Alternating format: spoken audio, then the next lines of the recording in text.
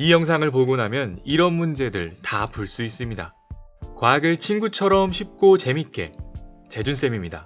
오늘은 2단원 기권과 날씨 단원에서 친구들이 어렵다고 많이 요청했던 포화 수증기량, 상대습도, 이슬점 관련된 이야기를 들려줄게요. 그럼 바로 시작하겠습니다. 용어 이해. 상대습도 문제를 푸시기 위해서는 먼저 문제에 등장하는 용어의 의미를 제대로 이해해야 합니다. 제일 처음은 포화 수증기량부터 푸셔보겠습니다. 포화 수증기량에 대한 설명이 가장 긴데 그만큼 중요하기 때문에 조금 지루하더라도 집중해서 들어주세요. 포화 수증기량은 쉽게 이야기해서 가로 1m, 세로 1m, 높이 1m의 공간에 수증기가 최대한 얼마나 존재할 수 있는지를 의미합니다. 예를 들어 가로 1m, 세로 1m, 높이 1m의 공간에 물이 어느 정도 들어있는 상황을 상상해 봅시다. 공간 안에 들어있는 물 표면에서는 자연스럽게 증발이 일어나고 있습니다. 증발이 일어난다는 것은 표면에 있는 물 분자가 주변에 있는 물 분자와의 결합을 끊고 기체인 수증기가 되는 과정입니다. 그런데 물 분자가 주변의 물 분자와의 결합을 끊어낼 수 있다면 반대로 액체인 물 분자가 주변의 수증기를 붙잡아 버릴 수도 있겠죠. 우리는 이렇게 액체인 물 분자가 주변에 있는 수증기를 붙잡아 결합해버리는 것을 응결이라고 부릅니다.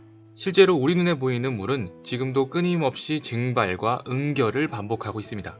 자, 이런 상황에서 온도라는 조건을 변화시켜 볼까요? 0도인 상황에서는 끊임없는 증발과 응결의 결과 공간에 5개의 수증기 입장까지만 존재할 수 있습니다. 이 상황에서 온도를 올리면 무슨 일이 벌어질까요? 증발이 더 잘 일어날까요? 아니면 응결이 더 잘 일어날까요? 더 쉽게 이야기하면 물 분자가 주변과의 결합을 끊고 수증기가 되는 게 쉬울까요? 아니면 물 분자가 주변에 있는 수증기를 잡아서 결합하는 게 쉬울까요? 온도가 올라가면 입자들의 운동이 더 활발해지기 때문에 활발해지는 입자들을 붙잡는 것보다 결합을 끊고 도망가는 게 더 쉬워집니다. 정리하자면 온도가 올라가면 올라갈수록 입자의 운동이 더 활발해지고 그 결과 응결보다 증발이 더 쉽게 일어나기 때문에 공간 안에 수증기가 더 많이 존재할 수 있게 됩니다. 즉, 공간에 수증기를 얼마나 채울 수 있는지를 의미하는 포화 수증기량은 수증기가 더 많이 존재할 수 있으니 증가하게 됩니다. 이 부분을 이해하는 게 오늘 영상에서 가장 어렵습니다. 이해 못한 친구는 설명 처음부터 다시 한번 들어보는 것을 추천하고 나는 도저히 안 되겠다 하는 친구는 다음의 문장만 잘 기억해 주세요. 온도가 올라갈수록 포화 수증기량은 증가한다. 그래프를 통해 상황을 이해해보면 온도가 30도일 때 포화 수증기량은 30입니다. 즉, 온도가 30도인 상황에서 가로 1m, 세로 1m, 높이 1m의 공간에 수증기의 입자를 최대한 채우면 30개까지는 채울 수 있다는 의미입니다. 그리고 만약에 온도가 40도로 올라간다면 그 전보다 더 많은 40개까지 수증기 입자를 채울 수 있겠죠. 포화 수증기량에 대한 의미가 조금은 이해가 갔나요? 그렇다면 두 번째는 상대습도입니다. 상대습도는 말 그대로 상대적으로 얼마나 습한지 그 정도를 의미하는 말입니다. 조금 더 고급지게 이야기하면 포화 수증기량에 비해 현재 수증기량이 얼마나 존재하는지를 의미하는 것이죠. 말로만 들으니 좀 복잡하죠? 하나하나 해봅시다. 만약 온도가 30도인 어떤 공간 A가 가지고 있는 수증기량을 체크해보니 그래프에 이렇게 표시되었다고 생각해봅시다. 30도인 공간에서의 포화 수증기량을 구하려면 30도를 따라 쭉 올라가다가 포화 수증기량과 만나는 이 순간에 주목해야 합니다. 온도 30도와 포화 수증기량 곡선이 만나는 이 지점에서 가로로 쭉 가보면 포화 수증기량을 구할 수 있습니다. 따라가 보니 30이 나오네요. 이 얘기는 온도 30도인 공간에서 수증기가 최대한 존재할 수 있는 양이 30개라는 것을 의미합니다. 최대한 존재할 수 있는 수증기가 30개인데 실제는 몇 개나 있을까요? 또 온도 30도에서 출발해서 이번에는 A점까지 올라간 다음 가로로 쭉 가보면 A 공간이 현재 가지고 있는 수증기량을 구할 수 있습니다. 쭉 따라가 보니 15가 나오네요. 최대로 존재할 수 있는 양이 30개인데 실제로는 15개가 존재한다. 이런 상황이면 상대습도가 몇 %라고 할 수 있을까요?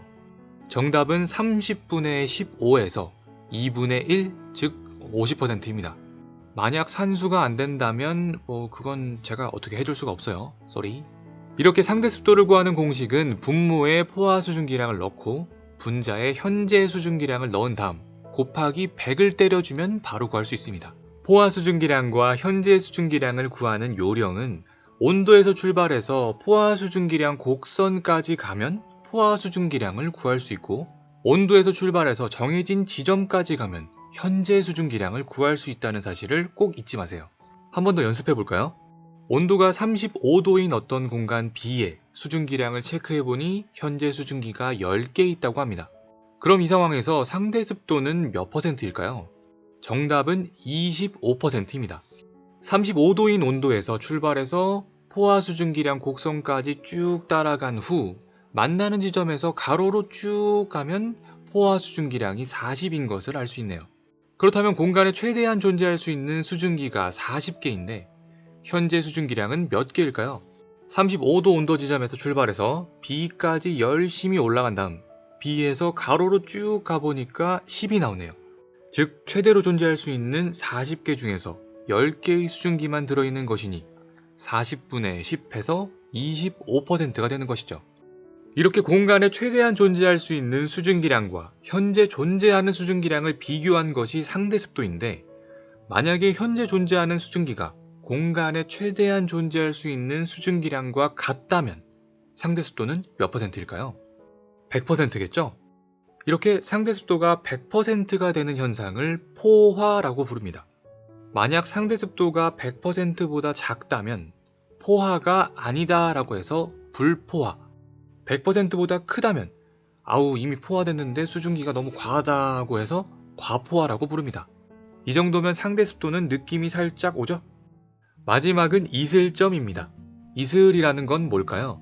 우리 친구들은 게을러서 아침에 맺히는 이슬을 떠올리기 어려울 것이고, 과학적으로 이슬이라는 것은 수증기가 물방울로 맺히는 것을 말합니다. 그 빨빨거리고 돌아다니는 수증기가 물방울로 바뀌려면 온도가 높아져야 될까요? 아니면 낮아져야 될까요? 정답은 온도가 낮아져야 합니다.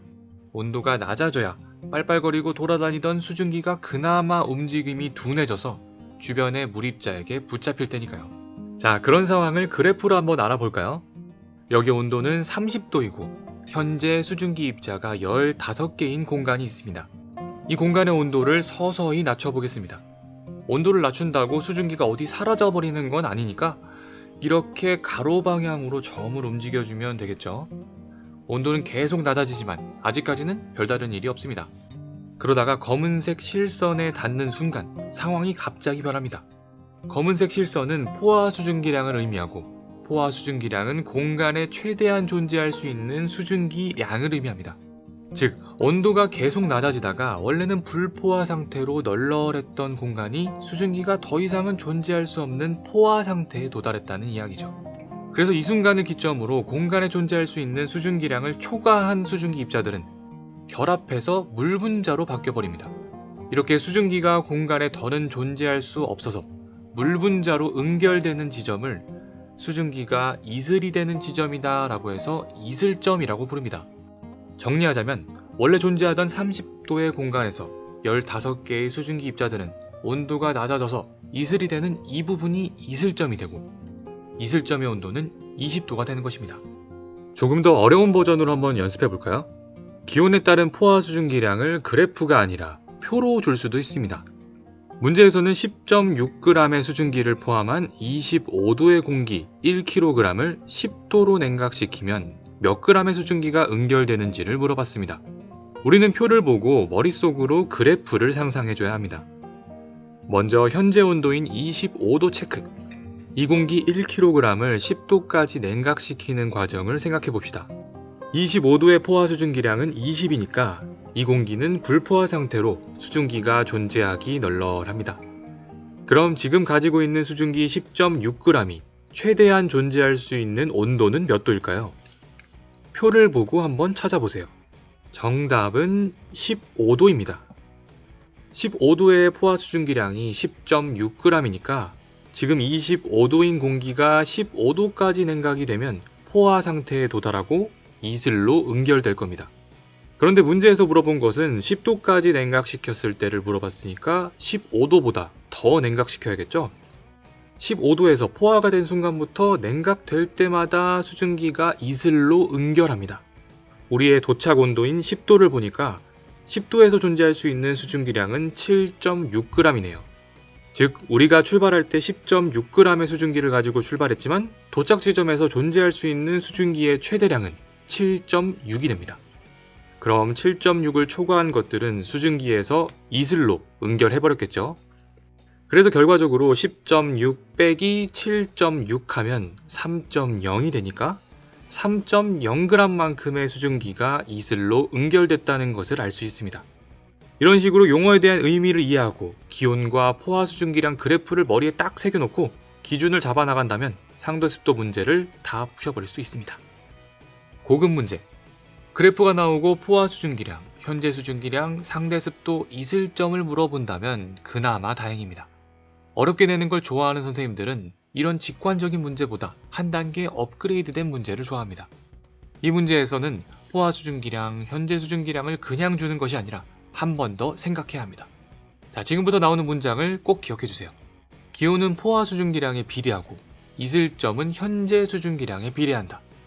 우리가 계속 봐온 그래프를 보면 알겠지만 기온이 올라갈수록 공간에 존재할 수 있는 수증기량이 증가하게 되어 포화 수증기량이 증가한다는 것을 알 수 있습니다. 즉, 이런 문제처럼 포화 수증기량 그래프가 안 주어지고 기온과 이슬점이 나온다면 기온은 곧 포화 수증기량이니까 문제 옆에 꼭 써주세요.